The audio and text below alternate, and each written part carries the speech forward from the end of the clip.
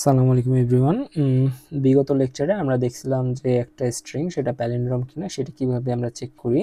So এখানে আমরা দেখছিলাম এরকম কিছু WCWR, ঠিক আছে, যেখানে আমাদের কি ছিল, একটা হচ্ছে এটাকে কি বলবো, ডিভাইডার ছিল বা একটা হচ্ছে ইন্ডিকেটর ছিল, যে ইন্ডিকেটরের এই পাশটাতে আমরা ধরতাম হচ্ছে ইনপুট দিত, এই পাশটাকে আমরা ধরে নিতাম ইনপুট, আর এই পাশটাকে আমরা আর একটা পার্ট ধরে নিতাম, তাই না, যে এই পাশে একটা পার্ট এই পাশে একটা পার্ট, দুইটা ম্যাচ করলে আমরা বলতাম প্যালিন্ড্রোম, আদারওয়াইজ আমরা বলতাম প্যালিন্ড্রোম না।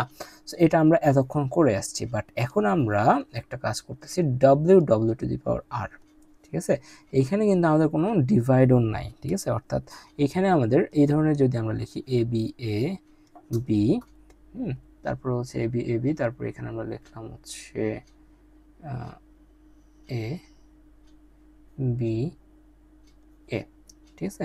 এটাও কিন্তু আমাদের প্যালিন্ড্রোম, যে এই দিক থেকে পড়লো যেটা আসে এই দিক থেকে পড়লো যে সেটাই আসে, বাট এইটাকে আমাদের বোঝার মতো কোনো মেকানিজম একটু আগে আমাদের ছিল না, তাই তো।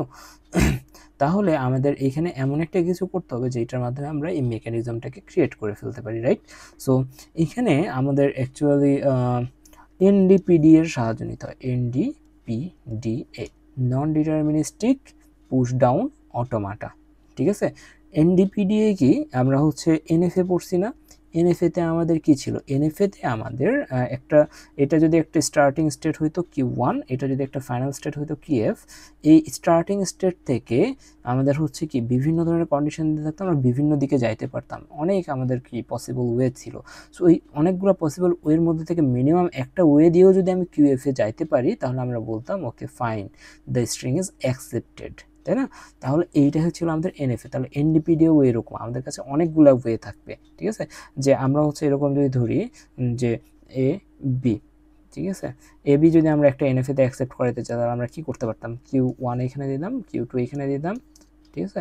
আমরা কি করতাম, Q2 থেকে এখানে যেতাম, এখানে আমরা Q1 এর একটা লুপ দিতাম, আর এখানে হচ্ছে আমরা B লিখতাম, তাই না। তাহলে এটা আমরা করতে পারতাম ওই NFA তে, যেখানে আমার অনেকগুলো এও থাকতে পারে একটাও এ থাকতে পারে, আমরা আমরা আমাদের ইচ্ছে হয়েছে আমি এখানে একটা এ নিছি, ঠিক আছে, একটা এ নিয়ে আমরা এদিক দিয়ে বি থ্রুতে Q2তে আসছি, এটা আমাদের ওয়ে ছিল।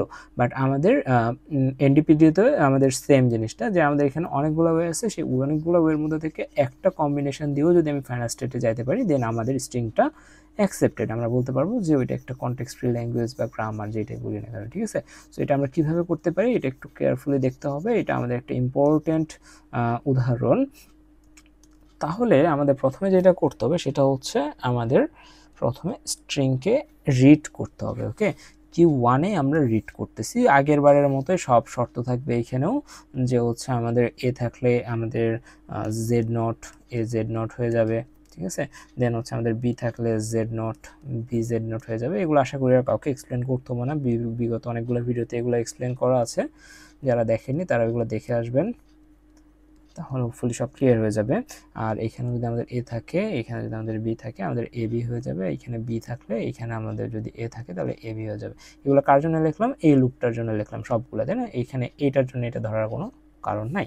তাহলে Q1 থেকে আমরা Q2তে কখন যাব, আগের বার আমরা যখন C পাইতাম, ঠিক আছে, যে এই পাশের অংশগুলো পড়া হলে একটা C পাইলে আমরা এই পাশে যাইতাম আগের বার, বাট এইবারে কিন্তু আর আমাদের কোনো C নাই যেটা আমাদের বলে দিতে হবে, বলে দিবে Q1 থেকে Q2তে যাও। সো এই জন্য আমাদের এখানে লিখতে হয় যে এ পাই বা বি পাই, ঠিক আছে, এ বা বি পাই, এবং স্ট্যাক টপে যদি হচ্ছে আমাদের এ বা বি যে কোনো একটা যদি থাকে,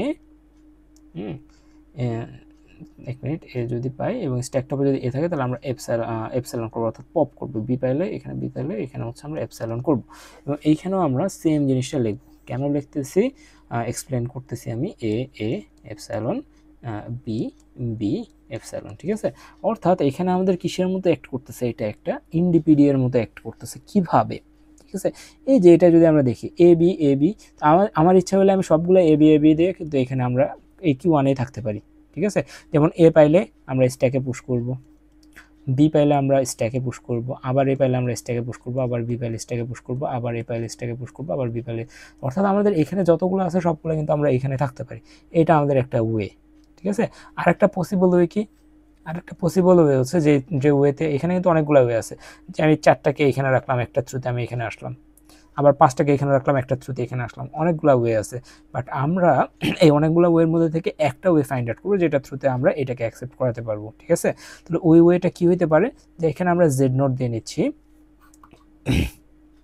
এখানে আমরা আচ্ছা সরি একটা মেথড আমাদের কি হতে পারে, যে এইখানে আমরা হচ্ছে প্রথমে জেড নোট দিয়ে নিচ্ছি, জেড নোট দেওয়ার পরে আমরা প্রথম এ আসছে সে এটাকে আমি কি করছি এইখানে রিড করছি, কিভাবে, যে এ পাইছি জেড নোট পাইছি এ জেড নোট, সো এখানে আসছে আমরা বি পাইছি, বি পাওয়ার আগে এ পাইছি, যে বি পাইছি বি পাওয়ার আগে স্ট্যাক টপে এ পাইছি, সো আমরা বি কেও পুশ করলাম, ফাইন।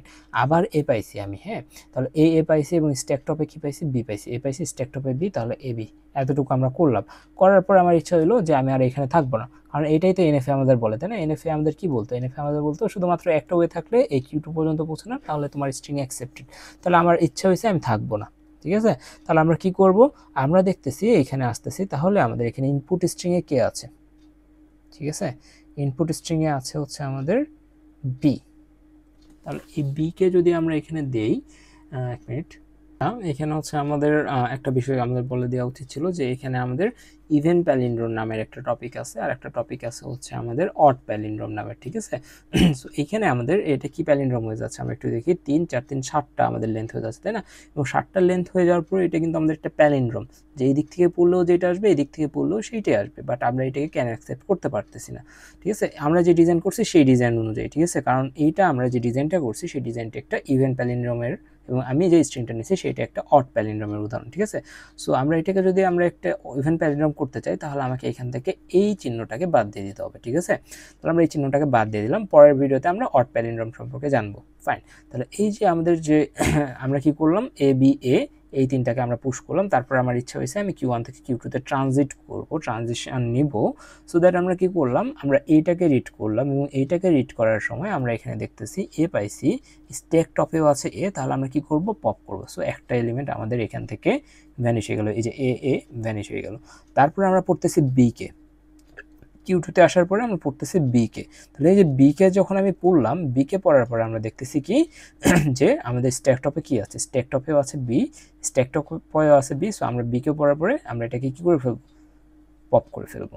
এরপর আবার যদি আমরা এ কে রিড করি, এ কে রিড করলে আমাদের কি হবে, স্ট্যাক টপেও আছে এ, তাহলে আমাদের কি হয়ে যাবে, এও আমাদের ভ্যানিশ হয়ে যাবে। অর্থাৎ আমি কি করলাম, এই যে এ বি এ এটার জন্য আমরা একটা অ্যাকসেপ্ট করার মতো একটা কি পেলাম, একটা ওয়ে পাইলাম। সো এরকম হইতে পারতো আমি 4টার জন্য এখানে থাকলাম, বাকি 2টার জন্য এদিকে আসলাম, এটা হইতে পারতো।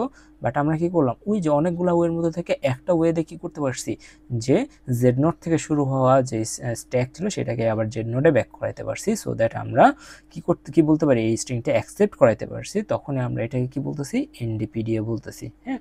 এবং আমাদের যে ইভেন স্ট্রিং অ্যাকসেপ্টিংয়ের যে বিষয়টা, সেটা এনডিপিডিএর থ্রুতেই করা হয়, ঠিক আছে? সো আমাদের যদি কোনো ইভেন স্ট্রিং থাকে, সেই ইভেন যদি কোনো প্যালিন্ড্রোম থাকে, সেই প্যালিন্ড্রোমকে আমরা এই মেকানিজমে আমরা এটার পিডিএ ডিজাইন করতে পারি, ঠিক আছে? সো আজকে এতটুকুই। নেক্সট ক্লাসে দেখা হচ্ছে আমাদের অড প্যালিন্ড্রোম নিয়ে, যে আমরা অড প্যালিন্ড্রোমের জন্য আমরা কিভাবে মেশিন ডিজাইন করতে পারি, ঠিক আছে? আল্লাহ হাফেজ।